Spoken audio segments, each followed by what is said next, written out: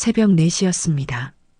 깊은 잠에 빠져 있던 제가 문득 잠에서 깨어난 건 현관문 손잡이가 돌아가는 소리 때문이었어요. 드르륵, 드르륵 누군가 열쇠로 문을 따려는 소리가 고요한 새벽의 정적을 깨트렸습니다. 처음엔 당연히 옆집에서 나는 소리인 줄 알았어요. 이 시간에 저희 집에 찾아올 사람이 없거든요. 엄마, 엄마 주무세요? 딸 지혜의 목소리였습니다. 하지만 무언가 이상했어요. 평소보다 목소리가 낮고 조심스러웠거든요. 마치 제가 자고 있기를 바라는 사람처럼요. 제가 현관으로 나가려는 그 순간 방에 불이 꺼진 것 보니 자고 있는 것 같은데 빨리 처리하자.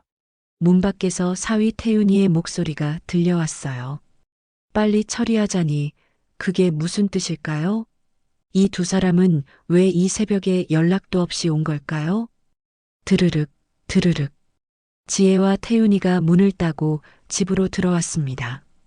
저는 재빨리 침실로 들어가 살짝 열린 문틈으로 그들을 몰래 봤어요. 지혜는 열쇠를 손에 쥐고 있었고 태윤은 큰 가방을 들고 서 있었어요. 빨리 하자. 시간 없어. 태윤이 속삭였습니다. 알았어. 근데 오빠, 정말 이래도 돼? 지혜의 목소리가 떨렸어요. 이제 와서 약한 소리 하지 마. 어차피 6개월이면 돌아가신다고 했잖아. 그냥 우리가 좀 앞당겨 드린다고 생각해. 그 말을 듣는 순간 온몸에 소름이 돋았습니다. 6개월. 빨리 처리하자. 앞당겨 드린다. 직감적으로 무슨 뜻인지 알 것 같았어요. 하지만 믿기지 않았어요. 저는 얼른 방문을 닫고 침대에 다시 누웠어요. 자는 척을 했어요. 딸과 사위가 제게 무슨 짓을 하려는지 확인해야 했으니까요. 심장이 너무 빠르게 뛰어 숨소리가 거칠어졌어요. 진정하라고, 김순자. 진정해. 지혜와 태윤의 발소리가 가까워졌습니다. 제 방문이 살짝 열렸어요. 자고 있네. 지혜가 작게 말했습니다. 얼른 두고 와. 속삭이는 태윤이의 목소리가 들렸어요. 저는 눈을 감은 채로 숨을 고르게 쉬었습니다. 진짜 자고 있는 사람처럼요.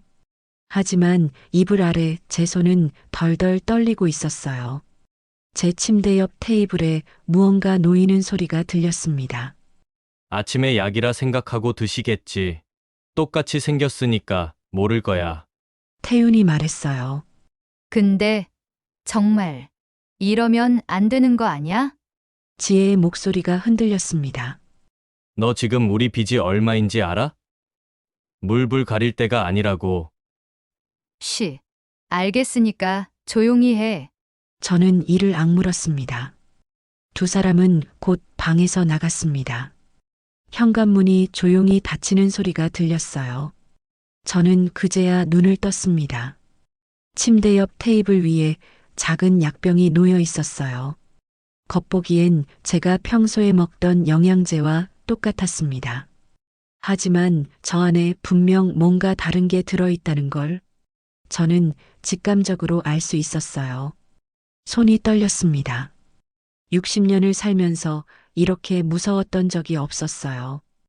여러분 사연 들어가기 전에 구독, 좋아요를 눌러주시면 제게 아주 큰 힘이 된답니다.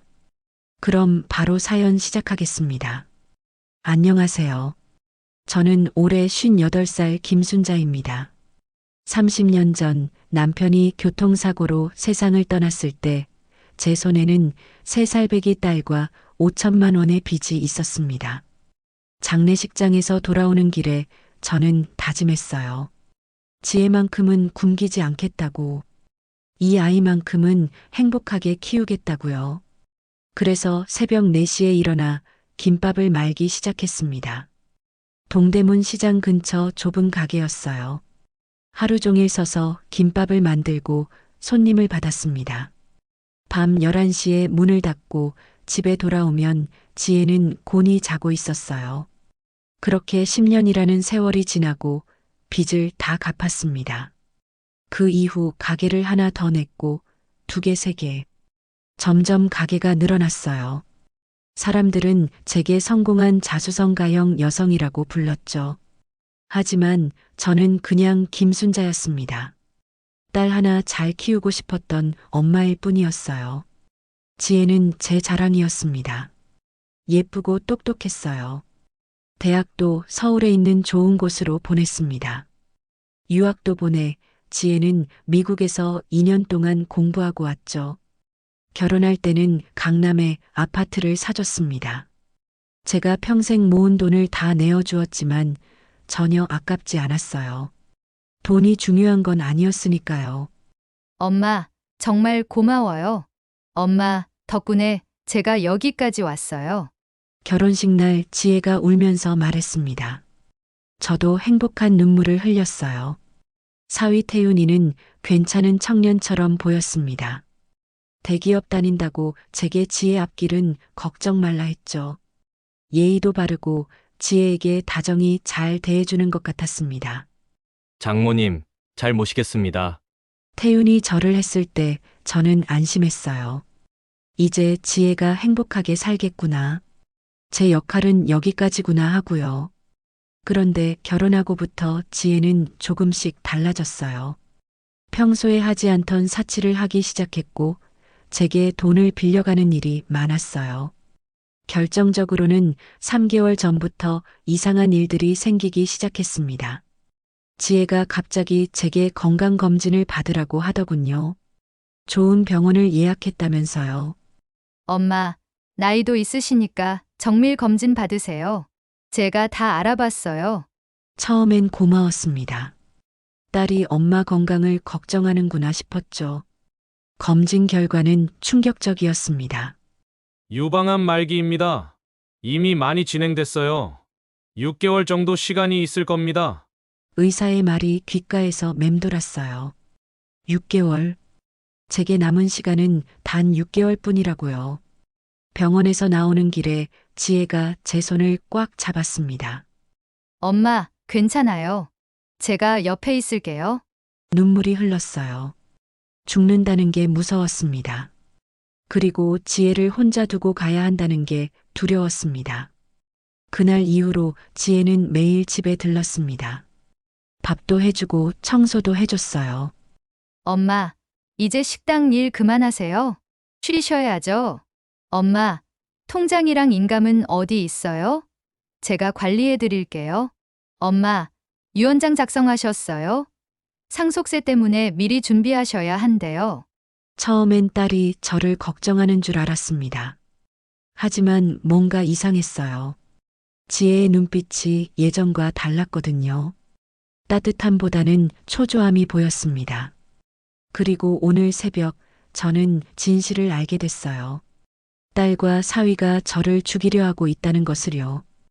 해가 떴습니다. 창밖으로 아침 햇살이 들어왔어요. 평범한 일요일 아침이 시작되었지만 제게는 더 이상 평범한 아침이 아니었어요. 저는 잠을 한숨도 자지 못했습니다. 새벽 내내 침대 옆 테이블 위에 약병을 바라봤습니다. 저 안에 뭐가 들어있을까요? 독약일까요? 아니면 수면제 같은 거일까요? 경찰에 신고해야 할까요? 하지만 증거가 없어요. 휴대폰을 집어들었지만 이내 다시 내려두었습니다. CCTV도 없고 녹음도 하지 못했습니다. 무엇보다 제 딸이잖아요. 저는 확인하고 싶었어요. 정말로 제 딸이 저를 죽이려 하는 건지요. 지혜에게 문자가 왔습니다. 엄마, 오늘 점심 같이 먹어요. 제가 갈게요. 엄마 좋아하시는 갈비찜 해드릴게요. 저는 한참 동안 그 문자를 바라봤습니다. 그리고 답장을 보냈어요. 그래, 지혜야. 엄마가 기다릴게. 손이 떨려왔습니다. 하지만 침착해야죠. 만약 정말로 지혜가 저를 해치려 하는 거라면 증거를 모아야 했으니까요. 진실을 밝혀야 했습니다. 제가 평생 사랑했던 딸이 정말로 제게 칼을 겨누고 있는지 아침 공기가 차갑게 느껴졌습니다. 5월인데도 추웠어요. 사실 추운 건 날씨가 아니었습니다. 제 마음이 얼어붙고 있었던 거죠. 점심시간이 다가왔습니다. 저는 거울 앞에 서서 평소처럼 화장을 했어요. 화장을 하지 못할 정도로 손이 떨려왔지만 이내 마음을 가다듬었습니다. 평소와 다른 모습을 보이면 지혜가 의심할 수도 있으니까요. 아무 일도 없는 사람처럼 침착하게 행동하자 스스로에게 말했습니다. 그때였습니다. 초인종이 울렸습니다. 엄마, 저예요. 지혜의 밝은 목소리가 들렸어요. 평소와 똑같은 목소리였습니다. 마치 아무 일도 없었던 것처럼요. 문을 열었습니다. 엄마, 오늘 안색이 좋아 보이시네요. 지혜가 웃으며 말했어요. 손에는 큰 쇼핑백을 들고 있었습니다. 그래, 푹 잘 잤나 봐. 저도 웃었습니다. 가짜 웃음이었지만요. 지혜는 주방으로 들어가서 짐을 풀기 시작했어요. 갈비며 야채며 여러 가지가 나왔습니다. 엄마, 앉아 계세요. 제가 다 할게요. 고마워, 지혜야. 저는 거실 소파에 앉았습니다. 그리고 혹시 음식에 무언가를 넣는 건 아닌지 지혜의 움직임을 주시했어요. 지혜는 능숙하게 요리를 했습니다. 갈비를 씻고 야채를 다듬고 양념을 만들었어요. 평범한 딸의 모습이었습니다. 엄마를 위해 정성껏 요리하는 효녀의 모습이었죠. 엄마, 약은 드셨어요? 지혜가 물었습니다. 순간 제 심장이 쿵하고 내려앉았어요. 아직 안 먹었어. 그럼 지금 드세요. 아침 약 드셔야죠. 지혜가 테이블 위에 놓인 약병을 가져왔습니다. 새벽에 놓고 간 바로 그 약병이었어요. 물 드릴게요. 지혜가 컵에 물을 따라줬습니다. 저는 약병을 받아들었어요. 손이 떨렸습니다. 엄마, 괜찮으세요? 손이 떨리시네. 그냥 좀 추워서. 그럼 제가 드릴게요. 지혜가 약을 하나 꺼내서 제 손에 올려놨습니다. 하얀 알약이었어요. 평소에 먹던 영양제와 똑같이 생겼습니다. 저는 그 약을 입에 넣는 척 했어요. 그리고 물을 마시면서 혀 밑에 숨겼습니다. 다 드셨어요? 응, 먹었어. 지혜가 만족스럽게 웃었어요. 저는 화장실에 간다고 하고 자리에서 일어났습니다. 화장실 문을 잠그고 약을 뱉어내 휴지에 싸서 주머니에 넣었습니다. 나중에 성분 검사를 해봐야 하니까요. 거울 속 제 모습은 창백했습니다. 입술이 바들바들 떨렸어요. 진정해, 김순자. 아직 확실한 증거가 없어. 확인해야 해. 스스로를 달랬습니다. 점심을 먹는 동안 지혜는 계속 말을 걸었어요. 엄마, 오늘 컨디션 어때요? 괜찮아.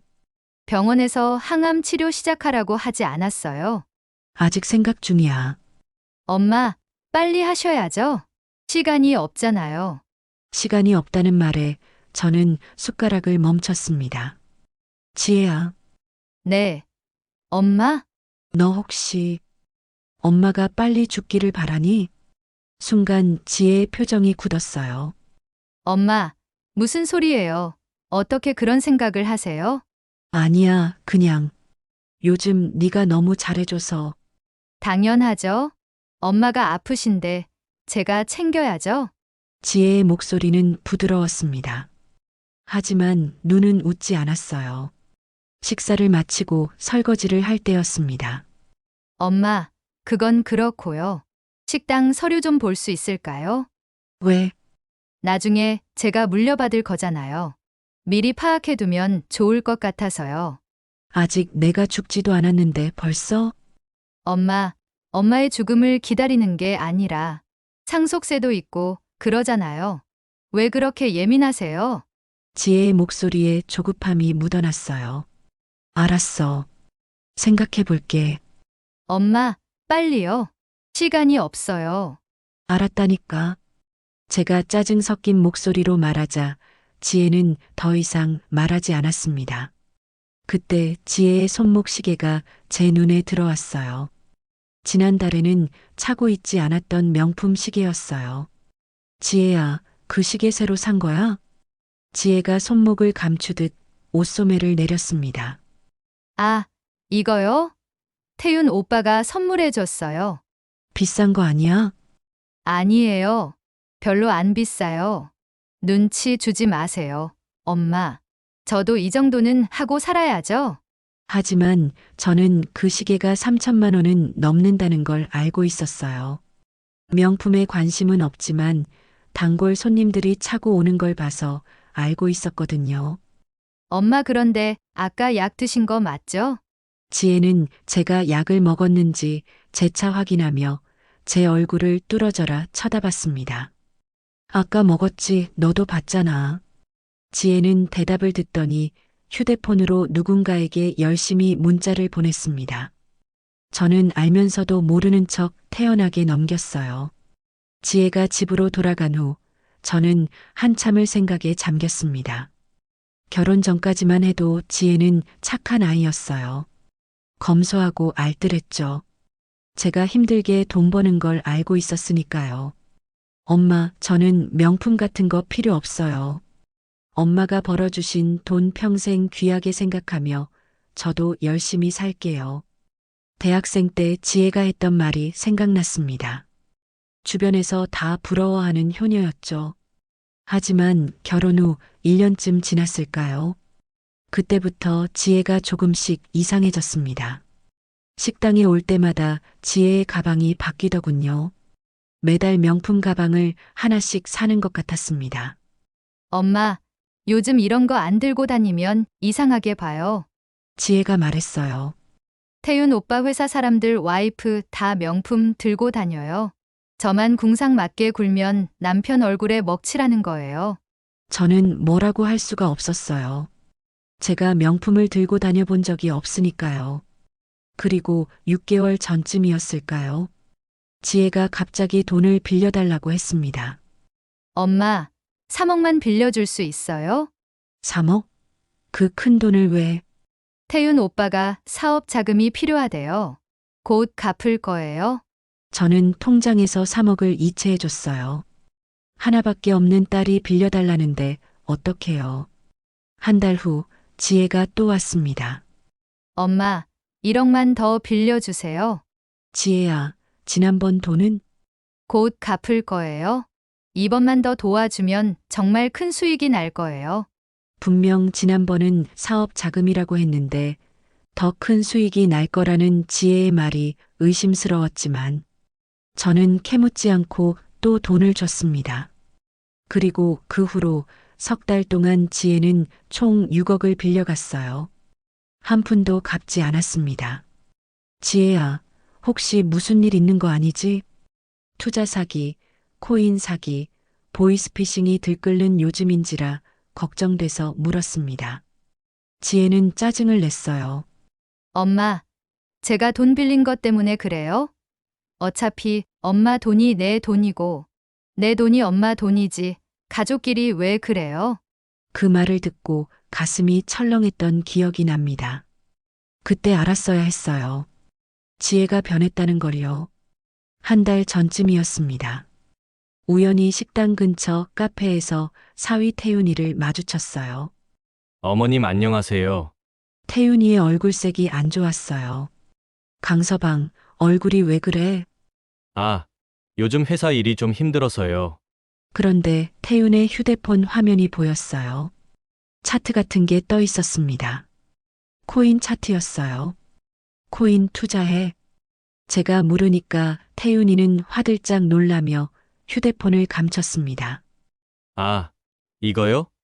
그냥 좀 공부하는 거예요. 그거 위험하다는데 조심해. 걱정 마세요, 어머님. 저는 소액으로만 하니까요. 하지만 태윤의 표정은 편안해 보이지 않았어요.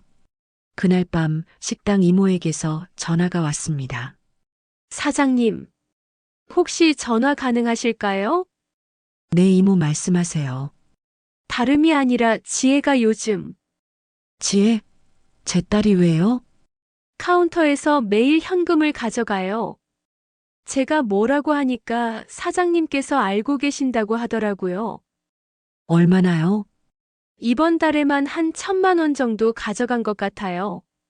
머리가 어지러웠어요. 이모 일단 알겠어요. 말씀해 주셔서 감사해요. 계속 모른 척 지켜봐 주실 수 있을까요? 저는 이모에게 모르는 척을 해달라 당부를 하고 전화를 끊었습니다. 그날 이후 저는 지혜를 미행했어요. 식당 CCTV를 확인하니 정말 11시쯤 지혜가 카운터에서 현금을 빼가더군요. 그 시간에 맞춰 가게 근처에서 기다리다가 지혜가 가는 곳을 따라가 봤습니다. 하루는 명품 매장에서 2시간 동안 쇼핑을 하고 또 어느 날은 강남에 있는 고급 레스토랑에서 친구들과 만나더군요. 창밖에서 보니 비싼 와인을 몇 병이나 시키고 계산은 지혜가 했어요. 내가 쌓아온 돈을 저렇게 쓰고 있구나. 가슴이 아팠습니다. 그리고 결정적인 순간이 있었어요. 2주 전 제가 지혜네 집에 갔을 때였습니다. 지혜가 잠깐 나간 사이에 거실 테이블에 서류가 놓여 있는 걸 봤어요. 그 서류 내용은 충격적이었습니다. 김지혜 귀하. 연체 금액 2억 3천만 원. 대부업체 독촉장이었습니다. 손이 떨렸어요. 제가 준 돈 6억에 더해서 또 2억 넘게 빚이 있다는 뜻이었습니다. 메모장을 보니까 코인 거래소 손실 내용도 있었어요. 투자 금액 3억, 손실 금액 2억 8천. 거의 다 날린 거였어요.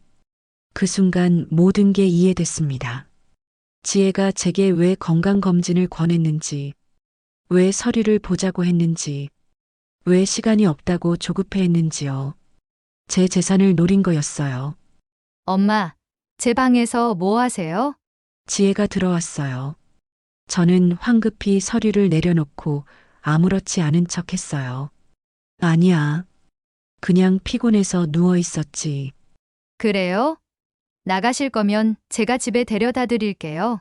지혜의 얼굴은 마치 아무 일도 없는 사람처럼 평온했어요. 하지만 저는 알았습니다.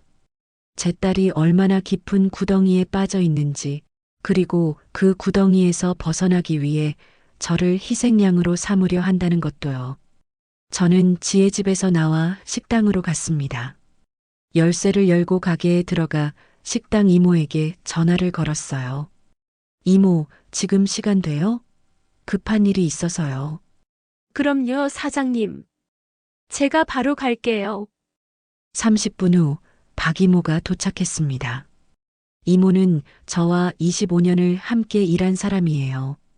작은 김밥집이었을 때부터 함께한 동반자나 다름없는 사람이었죠. 사장님, 무슨 일이세요? 얼굴이 안 좋아 보이세요. 이모 앉아요. 할 말이 있어요. 저는 이모에게 모든 걸 털어놨습니다. 새벽에 있었던 일, 양 얘기, 지혜의 이상한 행동까지요. 이모의 얼굴이 점점 굳어졌어요. 세상에. 지혜가 그럴 리가 없을 텐데요. 저도 믿고 싶지 않아요. 그래서 확인하려고요. 제가 뭘 도와드릴까요? 지혜가 가게에 와서 돈을 들고 간 것 이외에 수상한 행동을 하진 않았나요? 장부를 보고 싶다고 해서 보여줬어요. 장부를요? 네. 그리고 사장님 책상 서랍도 뒤적였어요. 순간 제 가슴이 철렁했습니다. 머리가 하얘졌어요. 저는 바로 사무실로 들어가 책상 서랍을 열어봤지만 이미 서랍은 비어 있었어요. 지혜가 제 인감 도장을 가져간 겁니다. 다리에 힘이 풀렸습니다. 소파에 주저앉았어요. 인감 도장, 그것만 있으면 제 명의로 뭐든지 할 수 있습니다. 대출도 받을 수 있고 재산을 처분할 수도 있고요. 사장님, 그리고 이것도 있어요. 이모가 봉투 하나를 꺼냈습니다. 이게 뭐예요? 일주일 전에 은행에서 온 거예요. 사장님 명의로 대출 신청이 들어왔다고요. 봉투를 열었습니다. 5억 원 대출 신청서였어요. 제 서명이 되어 있었습니다. 제가 이거 신청 안 했어요. 그럼 누가? 우리는 서로를 바라봤어요. 답은 뻔했습니다. 그때 제 휴대폰이 울렸어요. 모르는 번호였습니다. 여보세요? 김순자 사장님이시죠? 네, 그런데요. 저는 최 여사라고 합니다. 급하게 만나 뵙고 싶은데요. 누구신데요? 식당 단골 손님이에요. 20년 전부터 사장님 김밥 먹던 사람이요. 그리고 최 여사라는 사람이 잠시 말을 멈췄습니다. 제 심장이 빠르게 뛰기 시작했어요. 전화로는 곤란하고요. 1시간 후에 식당 앞 카페에서 만나요. 지혜 씨 관련된 중요한 이야기예요. 전화가 끊어졌습니다. 박 이모가 걱정스러운 얼굴로 물었어요. 누구예요, 사장님? 잘 모르겠어요. 그런데 지혜 얘기를 한대요. 혹시 사기꾼 아닐까요? 아니요. 목소리가 진짜 같았어요. 저는 시계를 봤습니다. 1시간 후면 5시였어요. 사장님, 저랑 같이 가요. 이모, 감사해요. 저는 떨리는 마음을 진정시키고 이모와 함께 카페로 향했습니다. 카페에 도착하니 최 여사라는 분은 이미 도착해 있었어요. 60대쯤 되어 보이는 단정한 차림의 여성이었어요. 정말 낯이 익은 우리 식당 단골 손님이었습니다. 사장님, 이쪽입니다. 최 여사가 손짓했습니다. 우리는 구석자리에 앉았어요. 저를 왜 부르신 거예요? 제가 먼저 물었습니다. 최 여사가 가방에서 서류 몇 장을 꺼냈어요. 이것부터 보세요. 서류를 받아들었습니다. 첫 장에는 한 남자의 사진이 있었어요. 그 남자는 다름 아닌 사위 태윤이었습니다. 이게 뭐예요? 따님 남편분 신상 조회 결과예요. 신상조예요? 네. 당황스러우실 수도 있겠지만 저는 여성 범죄 전담 형사로 30년간 근무하다가 최근에 은퇴했습니다. 제 손이 떨려왔습니다. 그런데 이 사진이 왜? 저희 사위가 무슨 잘못을 했나요? 강태윤, 33살, 결혼사기범 전과 이범이에요. 세상이 멈춘 것 같았어요. 뭐라고요? 2019년에 첫 번째 부인과 결혼했어요. 6개월 후에 부인이 계단에서 굴러 떨어져서 사망했죠. 사고사로 처리됐어요. 최 여사가 다음 장을 넘겼습니다. 2021년에 두 번째 부인과 재혼했어요. 1년 후에 부인이 가스 중독으로 사망했죠. 이것도 사고사였어요. 제 손에서 서류가 떨어졌어요. 그리고 두 경우 모두 사망 직전에 거액의 생명보험에 가입되어 있었어요. 수익자는 강태윤이었고요. 세상에. 그걸 어떻게 하셨죠? 제가 강태윤 전담 형사였습니다. 몇 달 전부터 사장님 가게에 드나드는 걸 유심히 지켜보고 있었어요. 그런데 지금 사장님, 따님이 위험합니다. 최 여사의 목소리가 낮아졌습니다. 제가 예전에 비슷한 케이스를 많이 봤어요. 이런 남자들은 패턴이 있어요. 결혼하고 보험 들고 사고사 만들고 보험금 타고요. 그럼 지혜도 말이 나오지 않았어요. 아직은 아니에요. 사장님이 먼저니까요. 저요? 네. 사장님께 재산이 있잖아요. 사장님이 돌아가시면 따님한테 상속되고 그 다음엔 더 이상 듣고 싶지 않았습니다. 증거가 있어요? 정황만 있어요. 하지만 제 후배가 아직 경찰에 있어서 재수사를 요청할 수 있어요. 박 이모가 제 손을 꽉 잡았습니다. 사장님, 경찰에 신고하세요. 안 돼요. 증거 없이 신고하면 더 위험해요. 최 여사가 말했어요. 먼저 증거부터 만들어야죠. 어떻게요? 현행범으로 잡는 거예요. 실제로 범행을 시도하는 순간에요. 위험하지 않을까요? 제가 도와드릴게요. 그리고 경찰 후배들도 동원할 테니 걱정 마세요. 저는 한참을 생각했습니다. 위험했어요. 만약 계획이 틀어지면 제가 정말로 죽을 수도 있겠죠. 하지만 이대로 당할 수는 없었습니다. 그리고 지혜도 살려야 했어요. 알겠어요. 시켜만 주시면 협조하겠습니다. 최 여사가 고개를 끄덕였습니다. 그럼 지금부터 계획을 세워요. 그들이 언제 움직일지 예측하고 우리는 그보다 한 발 앞서 준비하는 거예요. 해가 지고 있었습니다. 카페 창밖으로 붉은 노을이 보였어요. 제 마음도 어두워지고 있었습니다. 제 딸과 사위가 저를 죽이려고 한다는 사실을 받아들이기 힘들었어요. 마음이 복잡해졌습니다. 저는 주머니에서 지혜가 몰래 두고 간 약을 꺼냈습니다. 휴지에 쌓여 있는 하얀 알약. 혹시 이게 증거가 될 수 있을까요? 딸과 사위가 제가 잠든 새벽에 몰래 집에 들어와 두고 간 약이에요. 최 여사가 약을 받아들었어요. 경찰 후배한테 성분 분석 의뢰해 볼게요. 만약 이 안에 독극물이나 과다한 수면제가 들어있다면, 증거가 되는 거죠? 네. 하지만 이것만으로는 부족해요. 누가 이걸 준비했는지, 살인 의도가 있었는지 명확하게 입증해야 해요. 저는 천천히 고개를 끄덕였습니다. 무서워요. 너무 무서워요. 눈물이 났습니다. 30년 동안 제 딸만 보고 살았어요. 그 아이를 위해서라면 뭐든 할 수 있었어요. 제 삶은 중요하지 않았어요. 지혜가 행복하면 그걸로 됐으니까요. 목소리가 떨렸습니다. 그런데 지혜가 저를 죽이려 하다니 고작 돈 때문에 정말 너무 무서워요. 최 여사가 제 손을 잡았어요. 하지만 이대로 당할 수는 없어요. 네, 바로 잡아야죠. 저는 흐르는 눈물을 닦았습니다. 이대로 죽을 수는 없었습니다. 평생 사랑했던 딸이 날 배신했어요. 진실을 밝혀내고 정의를 세워야 했어요. 최 여사님, 저 좀 도와주세요. 그럼요, 사장님. 반드시 이기실 거예요. 밤이 깊어갔습니다. 저는 더 이상 무섭지 않았어요. 맞서 싸우려면 더 이상 두려워할 시간이 없었거든요. 다음 날 아침, 저는 평소보다 일찍 일어났습니다.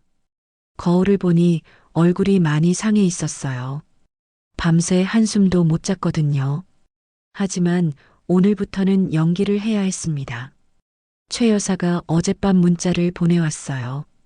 사장님, 약 분석 결과 나왔습니다. 과량의 수면제 성분 검출, 치사량 수준입니다. 오늘 오후 2시에 만나요. 손이 떨렸습니다. 치사량이라니요. 정말로 저를 죽이려고 했던 거예요. 평소보다 더 창백해 보이게끔 화장을 했습니다. 병든 사람처럼 보여야 했으니까요. 오전 9시 지혜에게 전화를 걸었어요. 지혜야, 엄마야. 엄마, 왜요? 목소리가 왜 그래요? 몸이 안 좋아서 어젯밤에 약 먹고 잤는데 아침에 일어나니까 너무 어지러워. 거짓말이었습니다. 약은 먹지 않았으니까요. 엄마, 괜찮으세요? 제가 갈까요? 아니야. 그냥 좀 쉬면 될 것 같아. 그보다 지혜야. 네. 엄마? 엄마가 생각해 봤는데 식당 서류랑 통장, 인감이랑 모두 네가 관리하는 게 좋을 것 같아. 전화기 너머로 잠시 침묵이 흘렀어요. 엄마, 갑자기 왜요? 몸이 안 좋으니까. 만약에 엄마가 갑자기 어떻게 되면 네가 당황할 것 같아서 내일 변호사 사무실에서 만나자. 서류 정리 다 해놓을게. 알겠어요, 엄마. 그런데 정말 괜찮으세요? 응, 괜찮아. 전화를 끊었습니다. 미끼를 던진 거예요. 이제 지혜와 태윤이 어떻게 나올지 지켜봐야 했습니다. 오후 2시 식당 사무실에서 최 여사와 박 이모를 만났어요. 사장님, 계획을 말씀드릴게요. 최 여사가 노트북을 펼쳤습니다. 일단 내일 변호사 사무실에서는 진짜로 만나세요. 하지만 실제로 서류에 사인하시면 안 돼요. 그럼 어떻게 하죠? 처음부터 제가 함께 들어갈 거예요. 변호사인 척하고요. 하지만 지혜가 알아차리면 그래서 준비했어요. 최 여사가 명함을 꺼냈습니다. 법무법인 정의 사무실 최은경 변호사라고 적혀 있었어요. 제 조카가 진짜 변호사예요. 협조를 부탁해뒀어요. 박이모가 물었어요. 그런데 그들이 내일 당장 움직일까요? 아니요.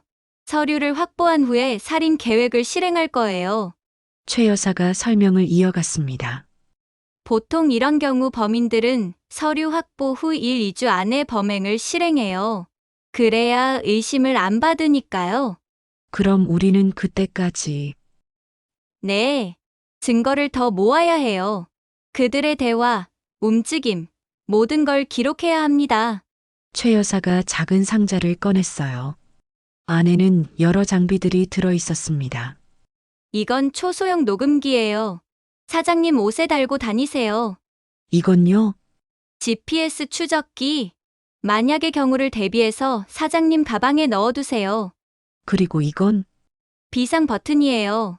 위험한 상황이 되면 누르세요. 즉시 경찰이 출동합니다. 저는 그 작은 장비들을 바라봤어요. 이게 제 생명줄이 될 수도 있다는 생각에 심장이 뛰었습니다. 최 여사님, 혹시 제가 정말 다칠 수도 있나요? 최 여사가 제 눈을 똑바로 바라봤어요. 위험한 건 사실이에요. 하지만 제가 지켜드릴 거니 걱정하지 마세요. 그리고 제 후배 형사들도 24시간 대기 중이에요. 사장님, 너무 괴로우시겠지만 이걸 참고 견뎌야 엄중한 처벌을 내릴 수 있어요. 감사해요. 이겨내 볼게요. 사장님, 그리고 이것도 챙겨두세요. 박이모가 가방을 꺼냈습니다. 안에는 옷가지와 세면도구가 들어 있었어요. 혹시 급하게 피해야 할 수도 있으니까요. 이모, 고마워요. 사장님, 저는 30년 동안 사장님 밑에서 일했어요. 사장님이 얼마나 힘들게 여기까지 오셨는지 다 알아요. 이모의 눈에 눈물이 맺혔어요. 그런데 지혜가 어떻게? 정말 믿기지가 않아요. 저도 눈물이 났습니다. 저도 믿고 싶지 않아요. 제가 뭘 잘못했나 매일 생각해요. 사장님 잘못 아니에요. 돈이 사람을 망친 거죠. 최 여사가 휴지를 건네줬어요. 사장님, 지금 무너지시면 안 돼요. 조금만 더 힘내세요. 네. 힘낼게요. 그날 저녁 집에 돌아왔을 때 현관문 앞에 누군가 서 있었습니다. 사위 태윤이었어요. 어머님, 안녕하세요. 강서방이 왜 여기 있어? 어머님 몸이 안 좋으시다고 해서 확인차 왔어요. 태윤의 얼굴에는 걱정스러운 표정이 가득했습니다. 하지만 저는 그 표정이 가짜라는 걸 알았어요. 괜찮아. 들어와. 태윤이 집 안으로 들어왔어요. 손에는 과일 바구니를 들고 있었습니다. 어머님, 이거 드세요. 몸에 좋은 과일들이에요. 고마워. 잘 먹을게. 태윤은 마치 뭔가를 확인하는 것처럼 거실을 둘러봤어요. 어머님, 혼자 사시기 불편하시죠? 저희랑 같이 사시는 게 어때요? 아니야. 괜찮아. 하지만 만약에 밤에 갑자기 어떻게 되시면 걱정 마. 내가 알아서 할게. 저는 단호하게 대답했어요. 태윤이 소파에 앉았습니다. 어머님, 내일 변호사 사무실에서 만난다고 지혜한테 들었어요. 응, 혹시 유언장 작성하시는 거예요? 응. 나도 이제 슬슬 준비해야지. 태윤의 눈빛이 반짝였어요. 기대감이었을까요? 어머님, 잘 생각하셨어요. 미리 정리해 두시는 게 좋아요. 그렇지? 네. 그리고 어머님, 태윤이 가방에서 서류를 꺼냈습니다. 하는 김에 이것도 같이 사인해 주시면 좋을 것 같은데요. 이게 뭐야? 생명보험 수익자 변경 서류예요. 지금은 어머님 친오빠분으로 되어 있던데 지혜로 바꾸시는 게 좋을 것 같아서요. 제 심장이 빠르게 뛰었어요. 보험 수익자 변경이라고요? 저를 죽인 후에 보험금까지 타려는 거였어요. 그건 내일 변호사랑 같이 상의해보자. 어머님, 지금 해두시면 편하실 텐데요. 태윤의 목소리에 조급함이 묻어났습니다. 강서방, 나 지금 몸이 안 좋아서 내일 하자.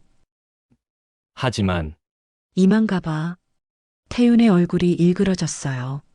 찰나의 순간이었지만 저는 그 표정을 봤습니다. 알겠어요. 어머님, 그럼 푹 쉬세요. 태윤이 일어섰습니다. 하지만 나가면서 한 번 더 돌아봤어요. 어머님, 약은 잘 드셨죠? 응, 잘 먹고 있어. 거짓말이었습니다. 그 약은 화장실 변기에 다 버렸거든요. 다행이에요. 그 약이 정말 좋은 거거든요. 꼭 드셔야 해요. 태윤이 나갔습니다. 문을 닫고 나서 저는 주저앉았어요. 다리에 힘이 풀렸거든요. 옷 안쪽의 녹음기는 잘 작동되고 있었습니다. 방금 대화가 다 녹음됐어요. 휴대폰을 꺼내서 최 여사에게 문자를 보냈습니다. 강태윤이 다녀갔어요. 오늘은 보험금 수익자 변경 서류를 들이밀더군요. 잘 녹음해 두었습니다. 곧 답장이 왔어요. 잘하셨어요. 증거가 하나 더 늘었네요. 몸 조심하세요. 창밖을 봤습니다. 밤이 깊어가고 있었어요. 저 어둠 속 어딘가에서 지혜와 태윤이 저를 죽일 계획을 세우고 있겠죠. 하지만 저 또한 계획을 세우고 있습니다. 다음 날 아침 변호사 사무실로 가는 길이었습니다. 옷 안쪽에는 녹음기가 달려 있었고 가방 안에는 GPS 추적기와 비상 버튼이 들어 있었어요. 최 여사가 문자를 보냈습니다. 저희는 이미 도착했어요. 걱정 마세요. 변호사 사무실 건물 앞에 도착했어요. 지혜와 태윤이 먼저 와 있었어요. 엄마, 지혜가 반갑게 손을 흔들었습니다. 평소처럼 밝은 얼굴이었어요. 어머님, 안녕하세요. 태윤도 공손하게 인사했습니다. 우리는 함께 엘리베이터를 탔어요. 5층으로 올라가는 동안 지혜가 제 손을 잡았습니다. 엄마, 긴장하지 마세요. 그냥 형식적인 거니까. 지혜의 손은 따뜻했어요. 마치 옛날처럼요. 그 순간 문득 생각했습니다. 이게 정말 맞는 건가? 내 딸인데. 하지만 엘리베이터 문이 열리는 순간 정신을 차렸어요. 아니야. 지혜는 날 죽이려고 했어. 이건 연기야. 법무법인 정희입니다. 이쪽으로 오세요. 직원이 안내했어요. 상담실에 들어가니 최 여사가 정장을 입고 앉아 있었습니다. 완벽한 변호사 차림이었어요. 감쪽 같았죠. 안녕하세요. 최은경 변호사입니다. 안녕하세요. 지혜와 태윤은 최 여사를 의심하지 않는 것 같았어요. 자, 그럼 시작할까요? 김순자 사장님께서 재산 정리를 원하신다고 들었습니다. 네. 최 여사가 서류를 꺼냈어요. 일단 현재 보유하신 재산 목록부터 확인하시죠. 서류에는 제 모든 재산이 적혀 있었습니다. 식당 3개, 건물 1개, 예금 10억. 지혜의 눈이 반짝였어요. 와, 엄마, 이렇게 많았어요? 30년 동안 모은 거야. 태윤은 옆에서 서류를 꼼꼼히 보고 있었어요. 마치 금액을 계산하는 것처럼요. 그 눈빛은 정말 소름 끼쳤어요. 자, 그럼 이제 수익자를 지정하시면 됩니다. 최 여사가 펜을 건넸어요. 모두 따님인 김지혜 씨에게 상속하시는 걸로 하시면 될까요? 제가 펜을 받아들려는 순간이었습니다. 잠깐만요. 태윤이 말했어요. 어머님, 어제 제가 드린 보험 서류도 같이 처리하시는 게 좋을 것 같은데요. 보험이요? 최 여사가 물었습니다. 네. 어머님께서 가입하신 생명보험 수익자를 변경하려고요. 아, 그렇군요. 서류 가져오셨어요? 태윤이 가방에서 서류를 꺼냈어요. 최 여사가 서류를 보더니 고개를 끄덕였습니다. 10억짜리 생명보험이네요. 수익자를 따님으로 변경하시는 거죠? 네.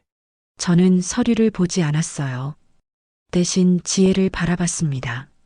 지혜는 태윤을 보고 있었고 둘은 눈빛을 주고 받았습니다. 그리곤 작게 고개를 끄덕였죠. 그 순간을 저는 놓치지 않았어요. 녹음기와 CCTV가 모든 걸 기록하고 있었습니다. 사모님, 사인하시겠어요? 최 여사가 물었어요. 저는 펜을 내려놓으며 말했습니다. 잠깐만요. 화장실 좀 다녀올게요. 엄마, 급해서 금방 올게. 저는 서둘러 자리에서 일어났어요. 화장실로 가는 척 하다가 복도 구석에 숨었습니다. 최 여사도 저를 따라 잠시 자리를 비웠습니다. 저는 상담실 문틈으로 귀를 기울였어요. 지혜와 태윤의 대화가 들렸습니다. 오빠, 이거면 끝나는 거지? 응. 사인만 받으면 돼. 그 다음엔 이번 주 안에 끝낼 거야. 더 이상 지체할 수 없어. 대부업체에서 회사로 독촉 온다잖아. 알았어. 근데 정말 괜찮을까? 괜찮아. 완벽하게 준비했으니까. 심장이 쿵쿵 뛰었어요. 이번 주 안에 모든 걸 끝내겠다. 그 말은 이번 주 안에 저를 죽이겠다는 거였어요. 녹음기가 모든 대화를 담고 있었습니다. 저는 화장실에 들어가서 최 여사에게 긴급 문자를 보냈어요. 이번 주 안에 저를 죽일 것 같아요. 대화는 다 녹음되었어요.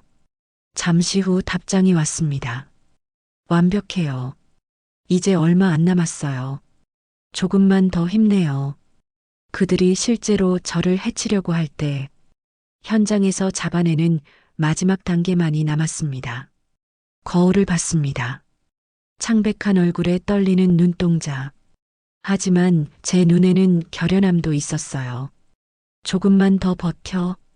김순자. 조금만 더. 이내 정신을 차리고 상담실로 돌아갔습니다. 미안해요. 몸이 안 좋아서. 괜찮으세요, 어머님? 태윤이 물었지만 목소리에는 짜증이 묻어났어요. 응. 그럼 사인할게요. 펜을 들었습니다. 하지만 서류에 사인하기 직전 최 여사가 말했어요. 잠깐만요, 사장님. 제가 깜빡했네요. 이 서류는 공증이 필요해요. 오늘은 서명만 하시고 다음 주에 공증하러 오시는 게 좋겠어요. 다음 주요? 태윤의 얼굴이 굳었어요. 네. 그래야 법적으로 효력이 생겨요. 그냥 오늘 다 끝내면 안 될까요? 당사자가 사인만 하면 되는 걸로 알고 있는데. 죄송하지만 절차상 불가능해요. 지혜가 태윤을 보며 눈짓했어요. 짜증난다는 표정이었습니다. 알겠어요. 그럼 다음 주에 다시 올게요. 우리는 변호사 사무실을 나왔어요. 엘리베이터에서 지혜가 말했습니다. 엄마, 다음 주 월요일에 다시 와요. 그래, 그때까지 건강 잘 챙기세요. 건강 잘 챙기라고요? 다음 주 월요일까지 살아있으라는 뜻인가요? 엘리베이터가 1층에 도착했어요. 지혜와 태윤은 주차장으로 갔고 저는 반대쪽 출구로 나왔습니다. 건물 밖에선 최 여사가 기다리고 있었어요. 사장님, 수고하셨어요. 다음 주까지 시간을 번 거죠? 네. 그동안 마지막 단계 준비를 할 거예요. 최 여사가 진지한 표정으로 말했어요. 사장님, 이제 진짜 위험한 단계예요. 따님 부부가 조급해졌거든요. 분명히 이번 주말 안에 찾아갈 거예요. 그럼 저는 어떡하죠? 그들이 집에 찾아오면 저한테 바로 문자 주세요. 경찰이랑 대기하고 있을게요. 정말로 이번 주말에 찾아올까요? 네, 무슨 핑계를 대서든 찾아올 거예요. 이런 유형의 범죄자들의 흔한 패턴이에요. 최 여사가 제 어깨를 두드렸어요. 사장님, 무서우시죠? 네, 하지만 이제 거의 다 왔어요. 조금만 더 힘내세요. 하늘을 올려다봤어요. 구름 한 점 없는 맑은 날씨였습니다. 꼭 저 하늘이 폭풍 전야 같았어요. 곧 큰일이 벌어질 거라는 걸 저는 알고 있었으니까요. 이 기나긴 비극도 결론이 날 거예요. 제가 죽거나 아니면 진실이 밝혀지거나 둘 중 하나겠죠. 그날은 토요일이었습니다. 새벽부터 비가 내렸어요. 창밖으로 빗소리가 들렸습니다. 우두둑, 우두둑. 저는 침대에 누워서 천장을 바라봤어요. 휴대폰에 문자가 왔습니다. 최 여사였어요. 사장님, 오늘 조심하세요. 주말 내내 사장님 집 근처에서 대기할 거예요. 형사 후배들도 근처에 함께 있으니 걱정 마세요. 조금 안심이 됐지만 여전히 불안했습니다. 오전 10시 지혜에게서 전화가 왔어요. 엄마, 저예요. 응, 지혜야. 오늘 점심 같이 먹어요. 제가 갈게요. 그래. 엄마, 오늘 꼭 집에 계셔야 해요. 중요한 얘기가 있어서요. 알았어. 기다릴게. 전화를 끊고 즉시 최 여사에게 문자를 보냈습니다. 지혜가 오늘 점심에 온답니다. 곧 답장이 왔어요. 알겠습니다. 준비 완료. 녹음기 꼭 착용하세요. 옷장에서 옷을 꺼냈어요. 안쪽에 작은 녹음기를 달았습니다. 그리고 주머니에는 비상 버튼을 넣어두었습니다. 오후 1시 초인종이 울렸습니다. 문을 열었어요. 지혜와 태윤이 서 있었습니다. 엄마, 어머님, 저희 왔어요. 둘 다 밝게 웃고 있었어요. 무엇이 저렇게 신나는 걸까요? 들어와. 지혜가 큰 봉지를 들고 주방으로 갔어요. 엄마, 오늘 삼계탕 끓여드릴게요. 보신하셔야죠. 고마워. 태윤은 거실에 앉았습니다. 평소와 달리 말이 없었어요. 저는 소파에 앉아서 지혜가 요리하는 모습을 지켜봤습니다. 닭을 씻고 대추와 마늘을 넣고 냄비에 물을 붓고 모든 게 평범해 보였어요. 하지만 제 심장은 빠르게 뛰고 있었습니다. 엄마, 30분만 기다려요. 금방 될 거예요. 그래. 그때 태윤이 입을 열었어요. 어머님, 월요일에 공증 가시는 거 잊지 않으셨죠? 응. 기억하고 있어. 다행이에요. 원래 공증 필요 없고 사인만 하면 되는 건데 참 귀찮게 하네요. 어차피 사인은 되어 있으니 법적으로 어느 정도 효력은 있을 거예요. 그래. 어떻게 그렇게 잘 알아? 똑똑하네. 태윤은 아무 대답 없이 창밖을 바라봤어요. 여전히 비가 내리고 있었습니다. 비가 많이 오네요. 그러게. 이런 날은 조심하셔야 해요. 길도 미끄럽고 특히 계단 같은 데서. 태윤의 말이 멈췄어요. 하지만 저는 그 의미를 알았습니다. 계단에서 미끄러질 수도 있다는 거죠. 등골이 오싹했어요. 걱정해줘서 고마워. 당연하죠. 어머님. 잠시 후 삼계탕이 완성됐습니다. 엄마, 드세요. 지혜가 뚝배기를 가져왔어요. 김이 모락모락 올라왔습니다. 맛있겠다. 저는 숟가락을 들었어요. 그런데 뭔가 이상했습니다. 국물 색깔이 평소와 조금 달랐어요. 더 탁한 것 같았습니다. 지혜야, 여기 뭐 넣었어? 그냥 평소대로 했는데. 왜요? 아니야. 그냥. 저는 국물을 한 숟가락 떴어요. 입에 가져다 대려는데 엄마, 약 드셨어요? 지혜가 물었습니다. 아직. 그럼 먼저 약 드세요. 식사 전에 드셔야 효과가 좋대요. 지혜가 약병을 가져왔어요. 그 약병. 새벽에 놓고 갔던 바로 그 약병이었습니다. 지혜야, 이 약은 어디서 난 거야? 태윤 오빠가 구해줬어요. 암 환자한테 정말 좋은 약이래요. 태윤이 웃으며 말했어요. 네. 어머님, 제가 회사 선배한테 부탁해서 아주 어렵게 구한 약이에요. 엄청 비싼 약이니 꼬박꼬박 꼭 드셔야 해요. 치사량의 수면제가 들어있는 그때 그 약이었습니다. 고마워. 근데 지금은 배가 고파서 밥 먹고 먹을게. 엄마, 약은 식전에 먹어야 한다니까요. 지혜의 목소리에 조급함이 묻어났어요. 알았어. 그럼 화장실 다녀와서 먹을게. 저는 일어났습니다. 화장실로 가서 문을 잠그고 비상 버튼을 꺼냈습니다.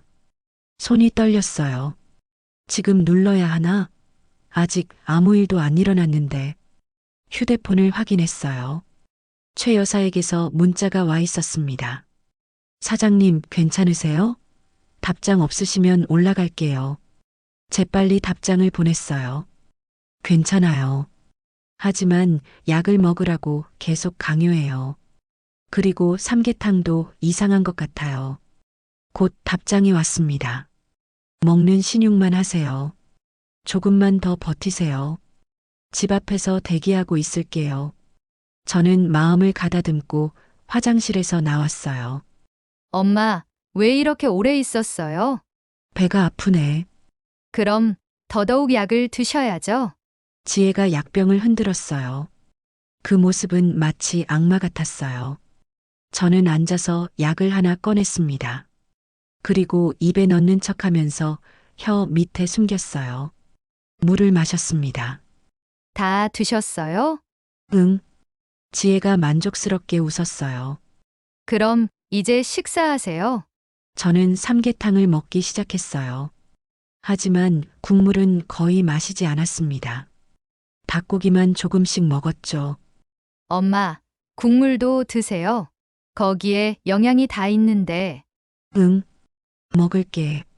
모든 게 의심스러웠습니다. 저는 국물을 먹는 신용만 하고 실제로는 거의 먹지 않았어요. 식사가 끝났어요. 엄마, 이제 좀 쉬세요. 약 먹으셨으니까 졸리실 거예요. 그래야겠다. 눈이 감기네. 저는 방으로 들어갔어요. 침대에 누웠습니다. 지혜와 태윤의 대화가 희미하게 들렸어요. 얼마나 걸려? 30분에서 1시간. 그럼 완전히 잠들 거야. 그 다음엔? 계단에서 굴러 떨어진 것처럼 위장하면 완벽해. 어차피 사망보험금도 구두 계약이 완료되었고 변호사 사무실 CCTV에 녹화도 되어 있으니 우리 앞으로 돌릴 수 있어. 심장이 쿵쿵 뛰었어요. 정말로 제 딸이 저를 죽이려 하고 있었습니다. 3시간 같은 30분이 흘렀어요. 그때였습니다. 방문이 조용히 열렸습니다. 저는 눈을 감고 자는 척했어요. 숨소리를 고르게 내면서요. 엄마, 지혜가 작게 불렀어요. 대답하지 않았습니다. 완전히 잠든 것 같아. 태윤의 목소리였어요. 그럼 지금? 응. 지금 해야 해. 발소리가 가까워졌습니다. 저는 눈을 얇게 뜨고 지켜봤어요. 태윤이 제 침대 옆에 섰습니다. 손에 뭔가를 들고 있었어요. 베개였어요. 설마 베개로 숨을 막으려는 건가? 그 순간 저는 이불 안에 숨겨두었던 비상 버튼을 눌렀어요. 온몸에 소름이 돋았습니다. 태윤이 베개를 들어 올리는 그 순간 저는 눈을 번쩍 떴습니다. 뭐 하는 거야? 태윤이 깜짝 놀라서 베개를 떨어뜨렸어요. 어머님, 깨셨어요? 이 사기꾼들, 내가 바본 줄 알아? 저는 침대에서 일어났습니다. 지혜의 얼굴이 창백해졌어요. 엄마, 무슨 소리예요? 지혜야, 너 정말로 엄마를 죽이려고 했니? 아니에요. 오해예요. 오해? 방금 강서방이 베개를 들고 있었는데? 태윤이 급하게 말했어요. 어머님, 이건 베개를 정리하려고. 거짓말하지 마. 다 들었어. 너희들이 나눈 대화 전부 다. 저는 옷 안쪽에서 녹음기를 꺼냈어요. 너희들의 만행, 여기 다 녹음되어 있어. 지혜와 태윤의 얼굴이 일그러졌습니다. 엄마, 지혜야, 너 어떻게 이럴 수 있어? 내가 너를 위해서 평생을. 말문이 막혔어요. 눈물이 났습니다. 엄마 때문에 내 인생이 망가졌어요. 갑자기 지혜가 소리쳤어요. 엄마는 항상 가난하게 살라고 했잖아요. 명품 사면 눈치 주고 매번 아껴 써라. 엄마처럼 살아라. 지긋지긋해요. 지혜야, 저는 엄마처럼 살고 싶지 않았어요. 친구들은 다 좋은 차 타고 명품을 휘두르고 다니는데 늘 저만 초라했어요. 돈이 있으면 뭐 하냐고요. 꼴랑집 한 채 해주고 남은 돈은 쓰지를 못하는데 지혜의 눈에서 눈물이 흘렀어요. 악어의 눈물일까요? 그래서 코인에 투자했어요. 한 번만 대박 나면 엄마한테 의지 안 해도 되잖아요. 근데 엄마가 다 망쳤어요. 그게 엄마를 죽일 이유가 돼? 엄마 어차피 6개월밖에 못 살잖아요. 그럼 그냥 그냥 죽어서 재산이나 빨리 내놓으라는 거지. 제 목소리가 떨렸어요. 태윤이 한숨을 쉬었습니다. 어머님, 이미 들켰으니 솔직하게 말씀드릴게요. 저희한테는 지금 2억 3천 빚이 있어요. 알아. 지금 당장 어머님 재산이 필요해요. 그래서 나를 죽이겠다고? 어차피 오래 못 사실 거잖아요. 그래서 우리가 미리 닥쳐. 제가 소리쳤어요. 내 남은 시간이 6개월이든 6년이든 그건 네가 정할 일이 아니야. 그때였습니다. 현관문이 벌컥 열렸어요. 경찰이다! 꼼짝 마! 최 여사와 형사 2명이 들어왔습니다. 뭐야? 태윤이 당황했어요. 김지혜 씨, 강태윤 씨. 당신들은 살인 미수 및 존속살해 미수 혐의로 긴급 체포합니다. 형사가 수갑을 꺼냈어요. 잠깐만요. 우리는 아무것도 안 했어요. 지혜가 소리쳤습니다. 증거가 다 있어요. 녹음 파일, 약물 분석 결과, 그리고 방금 베개로 살해하려던 현장까지. 최 여사가 말했어요. 그리고 강태윤 씨, 당신은 전 부인 2명 살해 혐의도 있습니다. 태윤의 얼굴이 새하얘졌어요. 찰칵 수갑이 채워졌습니다. 엄마, 저 살려주세요. 지혜가 울부짖었어요. 저는 눈물 범벅이 된 딸의 얼굴을 바라만 보았습니다. 가슴이 찢어지는 것 같았어요. 지혜야, 엄마, 엄마는 너를 용서할 수 없어. 엄마, 형사들이 지혜를 일으켰습니다. 가시죠. 지혜와 태윤이 끌려나갔어요. 지혜의 울음소리가 복도에 울려 퍼졌습니다. 그 소리가 점점 멀어졌어요. 그리고 집안이 조용해졌습니다. 저는 그 자리에 주저앉고 말았습니다. 모든 게 끝이 났어요. 사장님, 최 여사가 다가왔습니다. 사장님 정말 고생하셨어요.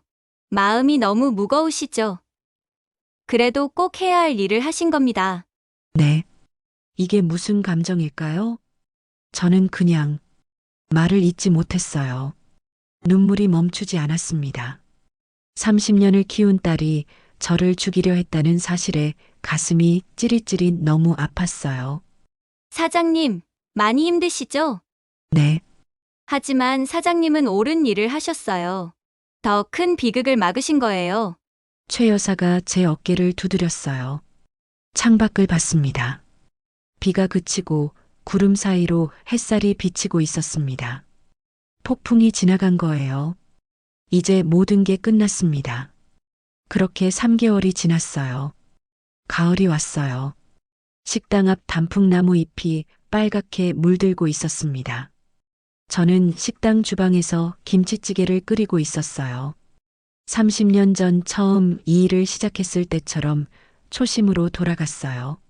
3번 테이블 김치찌개 나갑니다. 손님들의 웃음소리가 들렸어요. 아이들 떠드는 소리도 들렸고요.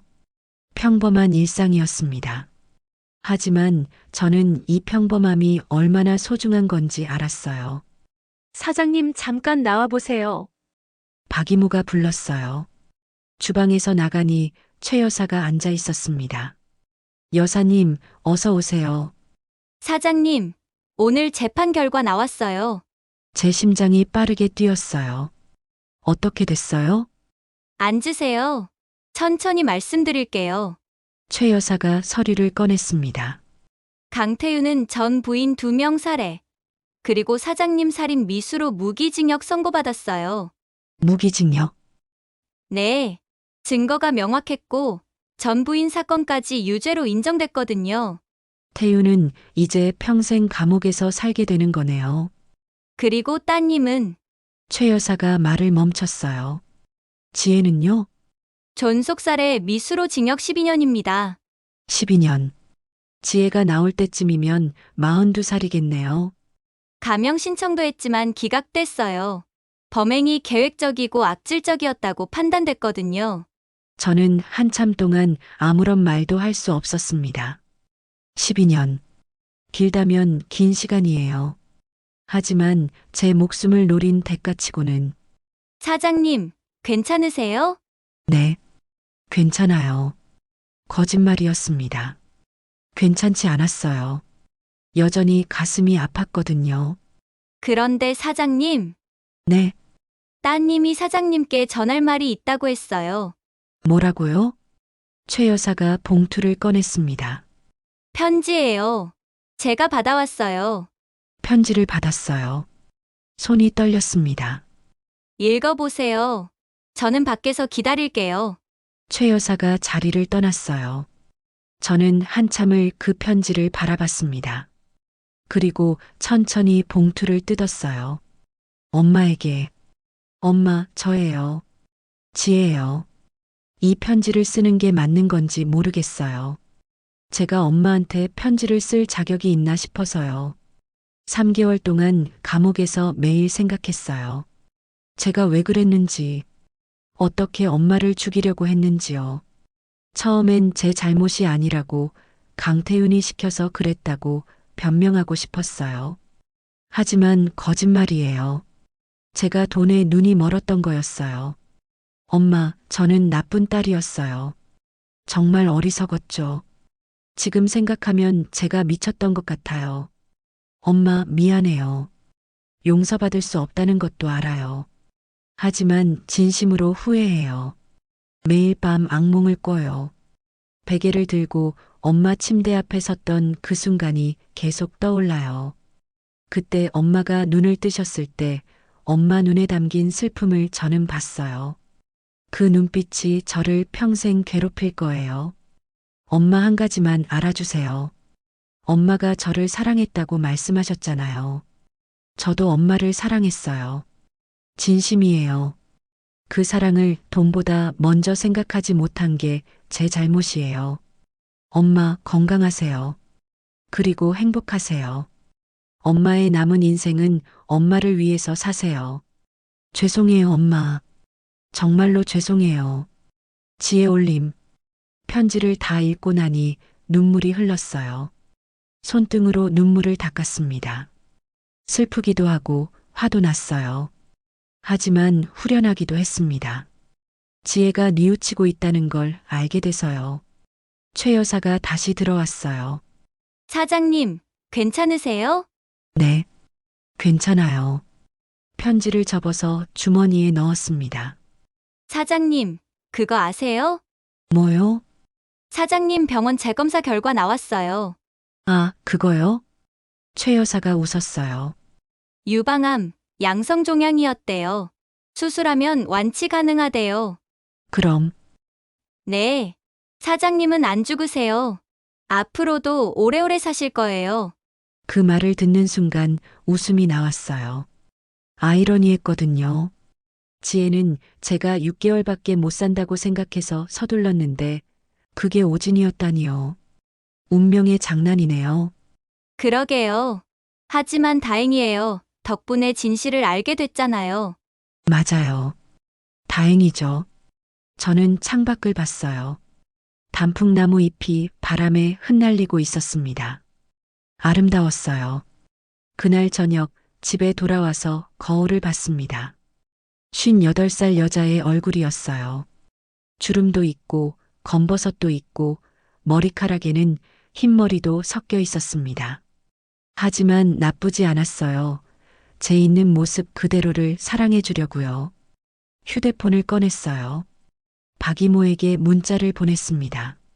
이모, 내일 새 메뉴 개발해봐요.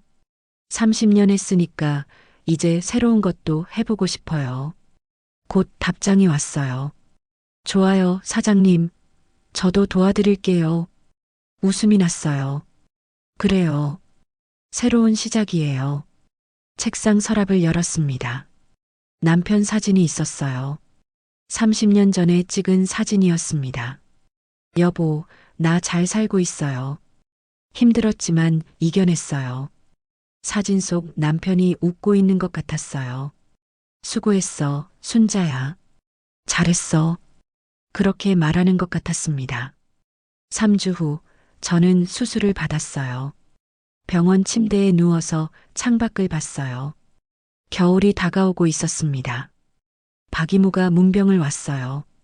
사장님, 수술 잘 되셨어요? 네. 의사 선생님이 완벽하게 됐대요. 다행이에요. 정말 다행이에요. 이모가 과일 바구니를 놓고 앉았어요. 사장님, 저 하나 여쭤봐도 돼요? 뭔데요? 지혜. 면회 가실 거예요? 저는 한참을 생각했어요. 아직은 아니에요. 언젠가는요? 글쎄요. 시간이 지나면 마음이 바뀔지도 모르죠. 하지만 지금은 저를 위해서 살고 싶어요. 지혜 때문에 힘들어하기보다는요. 이모가 고개를 끄덕였어요. 맞아요. 사장님 인생이 더 중요하죠. 퇴원하는 날 최 여사가 마중을 나왔어요. 사장님, 축하드려요. 이제 정말 모든 게 제자리로 돌아왔네요. 고마워요, 여사님. 여사님 덕분이에요. 제가 뭘 했다고요? 사장님이 용감하셨던 거죠? 차를 타고 집으로 가는 길이었어요. 여사님, 정말 고마웠어요. 여사님 아니었으면 저는 지금 어떻게 됐을지. 사장님, 이제 뒤돌아보지 말고 앞으로만 생각하시는 거예요. 네. 그럴게요.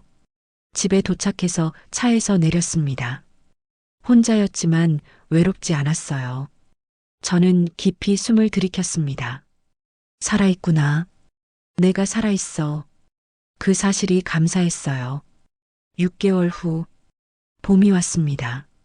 식당 앞 벚꽃이 만개했어요. 손님들이 사진을 찍으러 왔습니다. 사장님, 여기 김치찌개 2인분이요. 네, 알겠습니다. 저는 주방에서 열심히 일하고 있었어요. 예전처럼요. 하지만 마음은 달랐습니다. 이제는 딸을 위해서가 아니라 저를 위해서 일했거든요. 문이 열렸어요.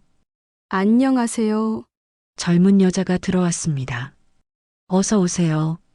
몇 분이세요? 저 상담하러 왔어요. 상담이요? 여자가 조심스럽게 말했어요. 제 남편이 저를 해치려는 것 같아요.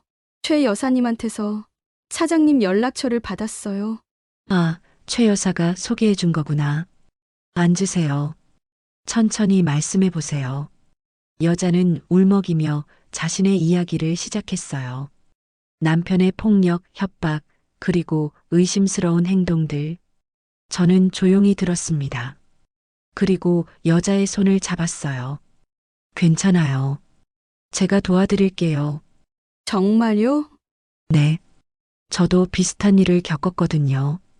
그래서 더 잘 알아요. 여자가 눈물을 흘렸어요. 감사해요.